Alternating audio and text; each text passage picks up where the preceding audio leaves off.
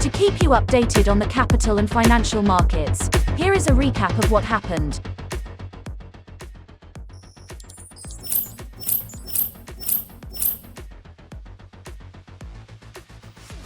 China's $4.4 trillion mutual fund industry has become the latest target of President Xi Jinping's crackdown on finance, with new laws limiting fees and funds now subject to tougher and more frequent inspections.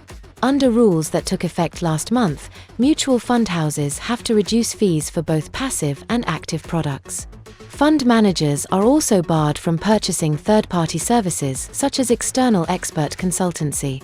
Funds face on-site audit checks, with the National Audit Office starting a 2-month inspection of the accounting books of more than 10 leading mutual fund houses in June.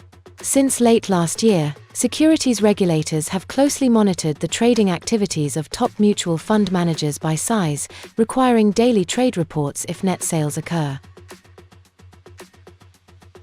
The Securities Commission Malaysia's Audit Oversight Board has imposed fines of 150,000 ringgit and 37,500 ringgit on Grant Thornton Malaysia and its audit partner Mohammed Haizrin Sukaman respectively for failing to comply with key audit partner rotation requirement. Haizrin had breached the key requirement of the Malaysian Institute of Accountants bylaws during the transition period of the revised MIA bylaws.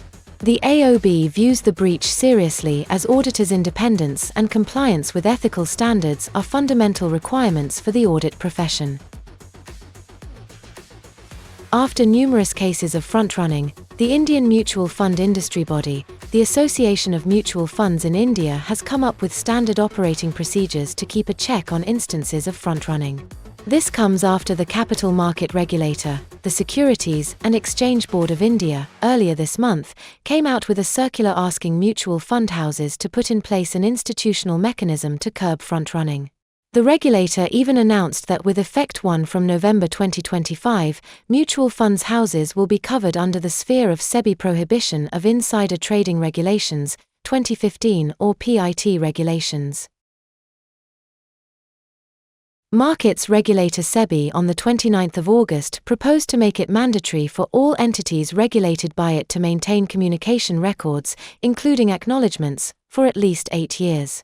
The move is aimed at improving regulatory compliance, increase transparency, protect investors' interest and boost their confidence in the securities market. In its consultation paper, the regulator suggested that all entities regulated by it should maintain records of all required communications, including acknowledgements, for at least 8 years as per their governing regulations. These records must be made available to SEBI upon request, ensuring transparency and accountability. Thailand's securities regulator, Stock Exchange and Graft Office have signed an agreement to collaborate to fight securities trading violations and cut back on overlapping responsibilities so that they act faster against offenders and improve investor confidence. The Securities and Exchange Commission, Thailand, Stock Exchange of Thailand, SET, and the Anti-Money Laundering Office announced the signing of the Memorandum of Understanding in a joint statement on the 28th of August. Wizit Sorarat, chairman of the SEC, points out that capital market crimes don't just harm investors but have a broader impact on the economy. The FIMM annual convention will return on the 12th of September. Save the date and follow us to stay tuned on updates. We hope to see you there. The Federation of Investment Managers Malaysia is pleased to announce the release of its annual report 2023, themed in recognition of its 30 years of progress. Link in the description. Read the latest issue of the e-zine available at FIMM's official website to stay updated about what's going on in the industry. This has been the FIMM TV Weekly Recap. Be informed, stay updated. Be sure to like, share and subscribe.